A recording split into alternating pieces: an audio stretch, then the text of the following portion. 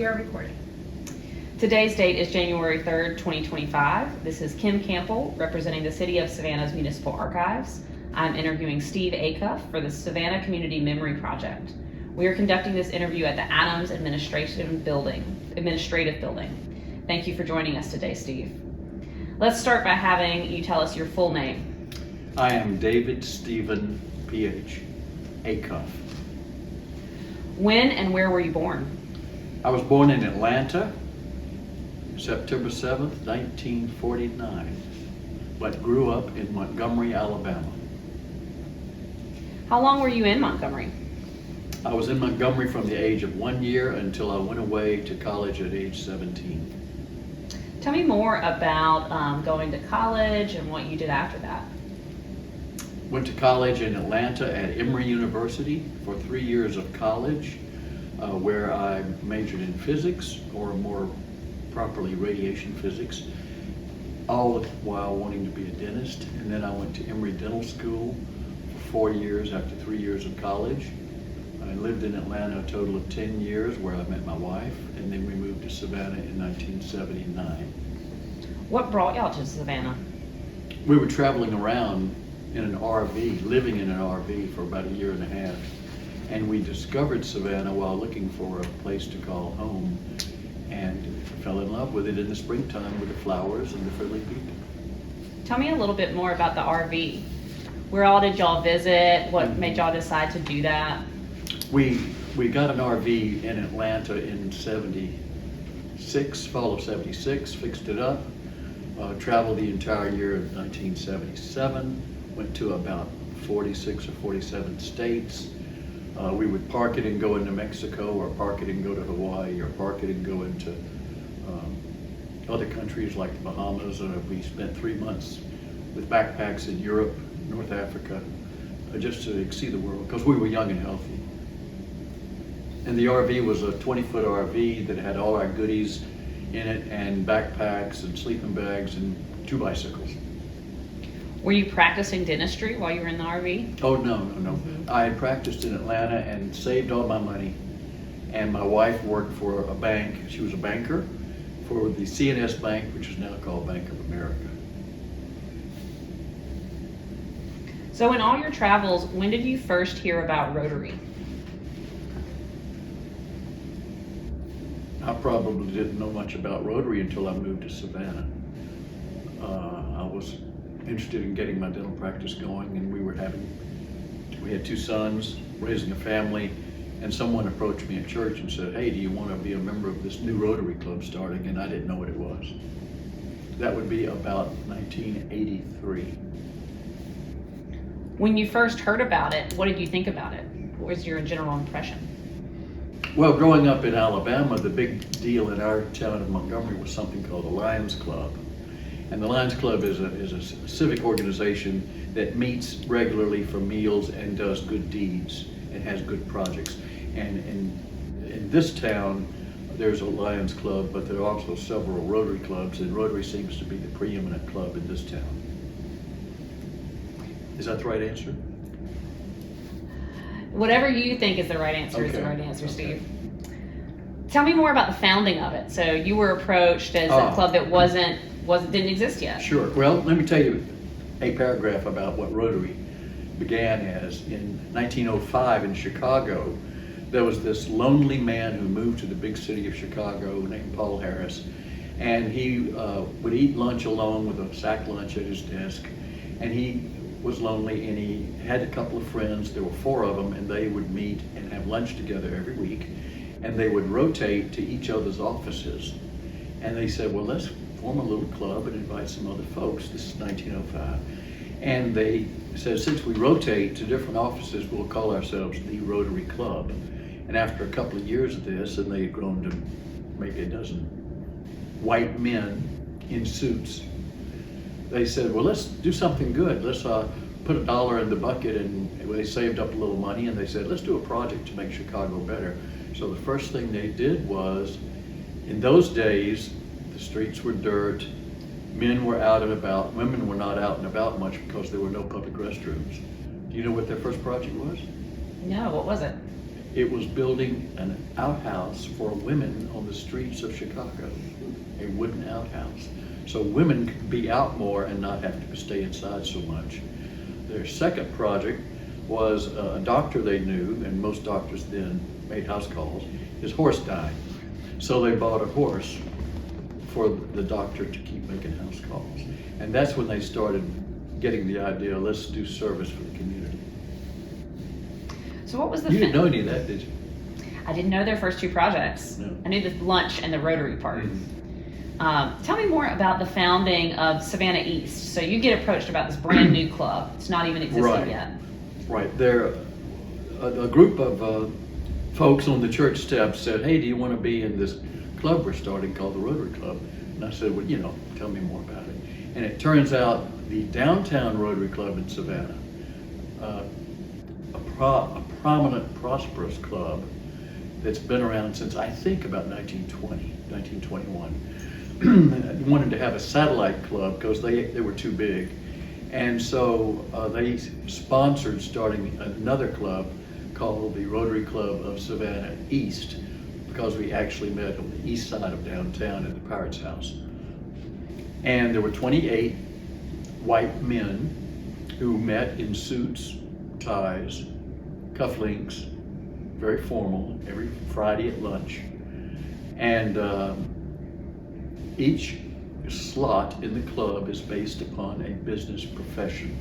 Rotary is based upon business. So the head of the local bank is your banker. The head of the local car dealer is your car dealer. Dan Vaden was our car dealer member. Ike Aiken was the head of Sun Trust. Now the downtown club had C&S Bank. Downtown club had Mr. J.C. Lewis. We had the corresponding next organization, a lawyer from the downtown law firm called, I don't remember the name. The law firms change all the time. I was the dentist. Roland Summers was the physician. Don Howard was the veterinarian. We had 28 of us, and we met every Friday. 1 hour precisely with lunch and a program. What year was that? I started in November of 1983, I think. And has the club always met at the Pirates House? No, for a while we switched to the DeSoto Hilton Hotel, which is now called the DeSoto Hotel. And sometimes we met in a portion of the main ballroom, and sometimes we met on the very top floor, very, very top floor above the Chatham Club with terrific windows. And then sometimes we would try an experimental visit here or there, but we've now come back to the Pirates House where we meet most of the time, except when they kick us out and we have to go somewhere else during Christmas season when they give the room to parties. What do you remember about your involvement in those early years? So you went and met once a week for precisely an hour for lunch. What else was Rotary about at that time? To me, it was a way to promote my business. It was selfish. It was a way to meet people in the community. They were trying to meet me. The insurance guy would meet me and then want to sell me insurance. The lawyer guy would meet me and then try to be my lawyer. And it was reciprocal. And it worked. Then, as our club started trying to do Rotary things and see the Rotary vision beyond having lunch every Friday, we realized that Rotary is not just Savannah, not just Georgia, but it's the entire country and even international. And our club has grown to be very international focused. Have you ever been a member of another Rotary club? No, but I've visited many, many clubs. In the old days, you had to have a 60% attendance requirement. And if you miss going, you do a makeup at another club. So if I'm out of town, one time we were out in Colorado and I went to the Steamboat Springs Rotary Club. And for that meeting, we all went skiing. A member of their club owned the ski resort. So we all got free lift tickets and went skiing for the afternoon. Another time I was in Bermuda and we met in Hamilton, Bermuda at some fancy hotel for breakfast. And the speaker was an Olympic surfer for the Olympics when they had surfing. I don't even know, I guess they still do. And I've been to Rotary clubs in many cities around here, the Atlanta Rotary Club, some in Florida, New York. I'm nervous when I go, but I'll come away having met some neat people. What do you feel about the Rotary Club of Savannah East that is different from other clubs? Is it not different, especially thinking back to those early years? In the early years, we were all young. We were in our 30s. We were pretty cocky. Of course, we're not now. We were different from the other clubs in that we were progressive. We were progressive in that we would consider people as members who were not the stereotype good old boys. And I think you know what I mean by good old boys. Sometimes a person would be a member of our club, and when their father died, they would transfer to the downtown club, and then they would be replaced. The downtown club had the head of the County Board of Education. We had the assistant leader. What's that called, the president? What do you call the head of the Board of Education? Chairman? It's an elected position, I think, but I'm not sure. Superintendent. Downtown had superintendent, we had assistant superintendent.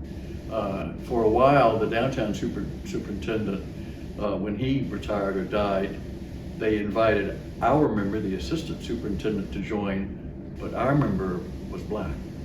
Downtown club did not allow black people. So all of a sudden we have an awkward situation. Now we're talking about 30 years ago. And he thought about it and said, no thanks, I'll stay where I am. And he stayed in our club. So we were the first club in this part, the southern half of Georgia, to admit black people. We were the first club in this part of Georgia to admit females. We were the second club in this part of Georgia to have a female as a president.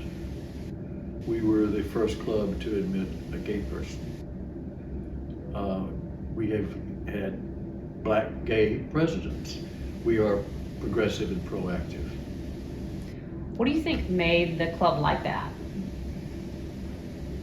Over time, the old guard faded away, and the new members that came in, there was an actual effort by a gang of us to let's have some people that are more interesting. And we started bringing to meetings our friends that were not stereotypes, and different kinds of people are more interesting than the old guard. Who was part of that gang that made that effort with you? Barrett Benton.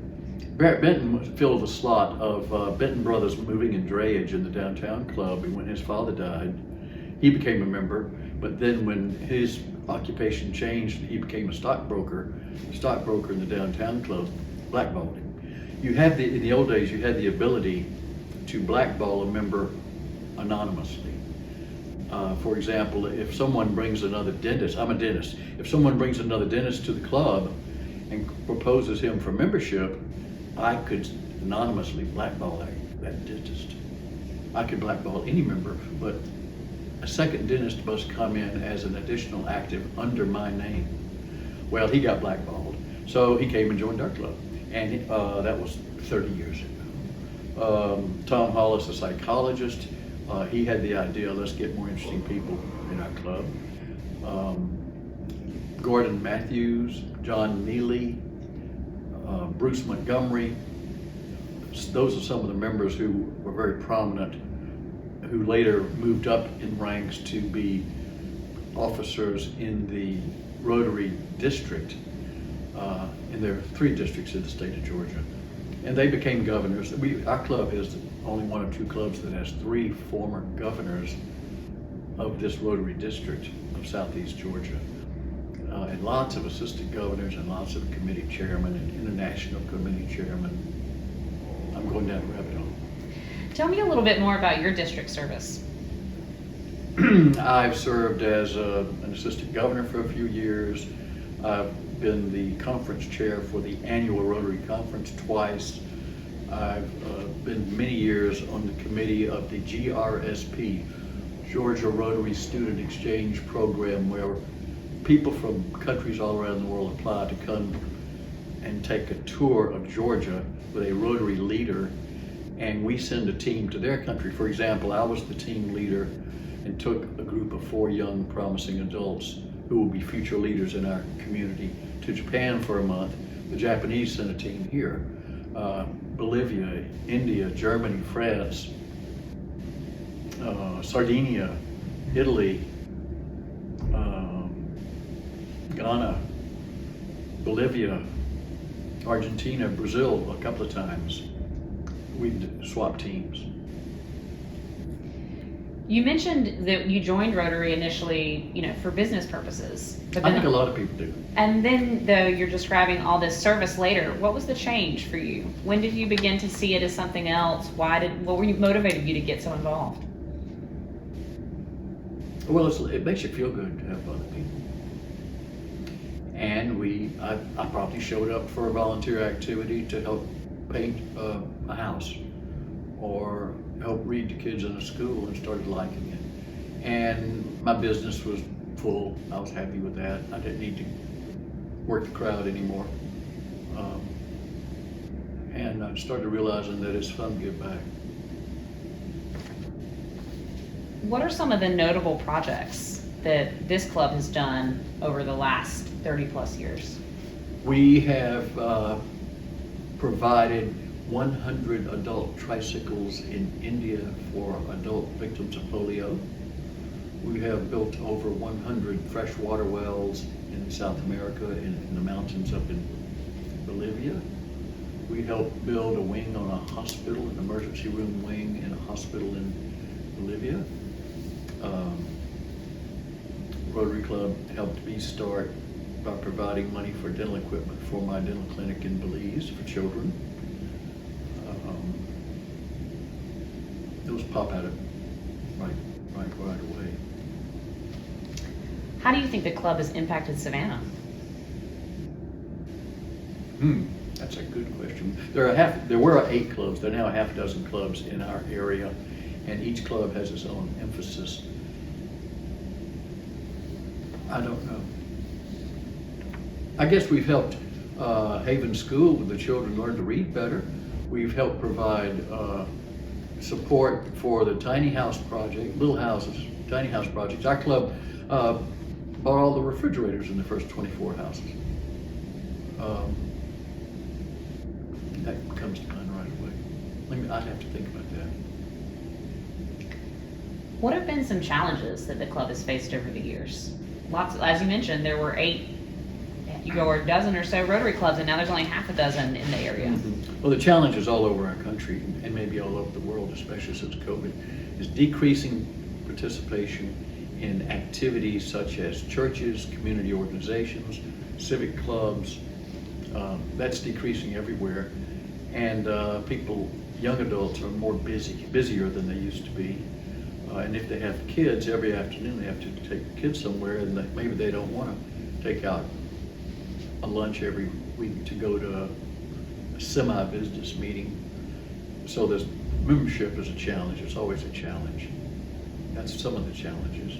Other challenges, it's difficult to get people to donate money. It's always a problem with nonprofits. Rotary is technically not a nonprofit. There is a Rotary Foundation that is a nonprofit. That's where the money comes from.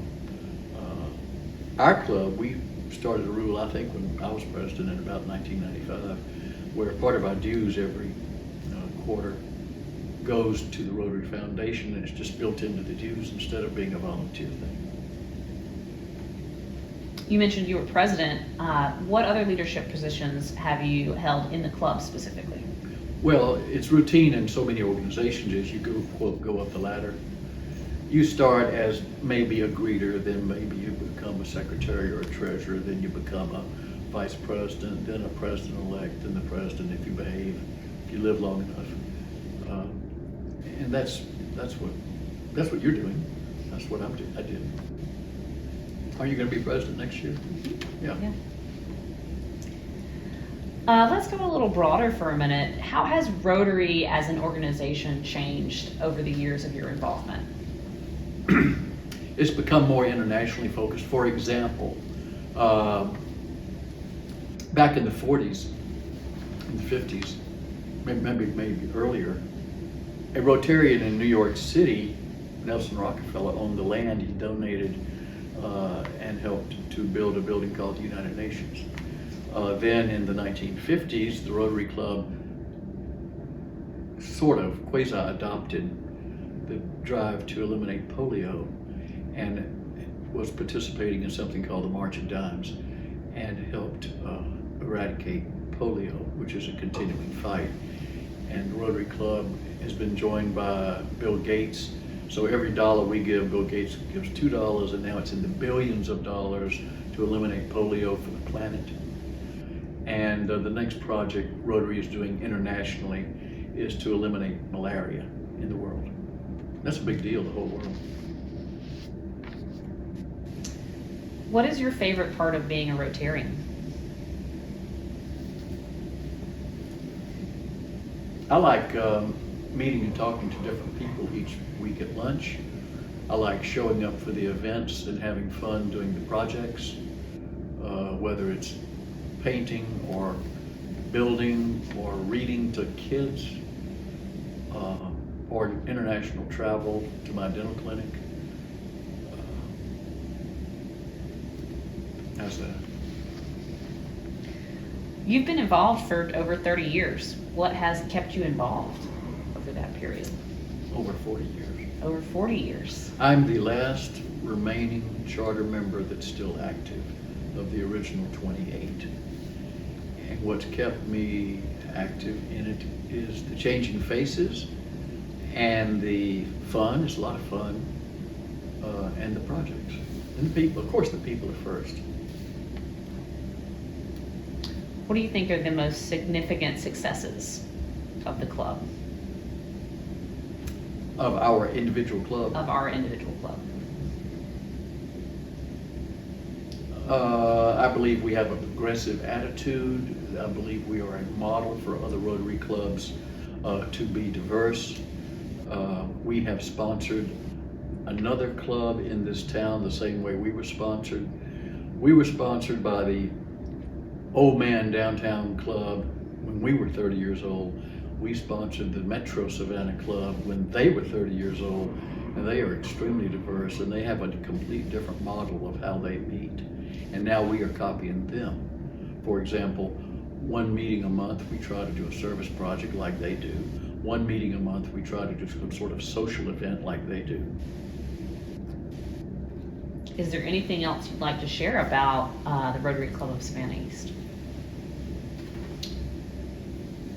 Let me see. Yes, we've won multiple awards. At one time, we were a 100% Paul Harris Fellow Club, which means every member of our club at one time had donated at least $1,000 to the Paul Harris Fund. Remember, Paul Harris was the name of the man who started Rotary over 100 years ago. And that money is used for good things all around the planet. Every member of our club had donated $1,000 at one time. We were called the Paul Harris Club. Last year in 2023, our club had the highest percentage growth of any club in our district. There are over 60 clubs in our district. What about anything, is there anything you'd like to share about Savannah or your life in Savannah? Oh yeah, it's ideal, it's wonderful. It's a little bubble. We moved here and we found that the people were open and friendly. We found that it's easy to meet people and that people come from faraway places to live in Savannah. In fact, most of my friends in Savannah are not from Savannah. I don't want to go down the rabbit hole of why that is. Go ahead. Maybe not. But yeah, sure. Fair okay. enough. Well, a lot of native Savannahans like to hang around with the people they grew up with. And I came from off, as they say in the South. And so I'm not a native Savannian, so people who aren't from here find their own groups. My son, who lives in downtown Savannah, he's 40. He has the best group of friends, but none of them are from Savannah. They all moved here the way my wife and I did in 1978. Is there anything else we didn't cover that you'd like to share? The main motto of Rotary is service above self, and I'm proud to be a member of the Rotary Club. Well, Steve, thank you for sharing your memories and experiences with us today. I'm sure there's a lot more that I forgot to say.